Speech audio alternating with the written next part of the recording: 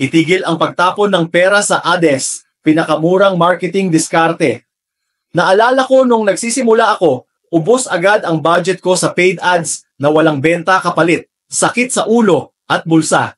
Doon ko natutunan na hindi pala laging sagot ang mahal na ads. Pinakamaganda pala gamitin muna ang libre at low-cost marketing tools. Nag-focus ako sa pag-post ng helpful content sa Facebook at Instagram.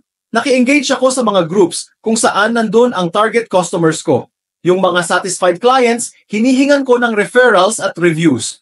Unti-unti, dumami ang inquiries nang wala akong nilalabas na malaking pera. Ang organic marketing at word of mouth ang pinakamatipid pero sobrang epektibo. Kahit maliit ang puhunan, malakas pa rin ang dating mo online kung consistent ka mag-share ng valuable content. Maging madiskarte at madaldal sa social media. Basta, sipag at tiyaga, lalago din ang brand mo. Believe in your hustle. Share mo rin sa comments ang mga free marketing hacks mo.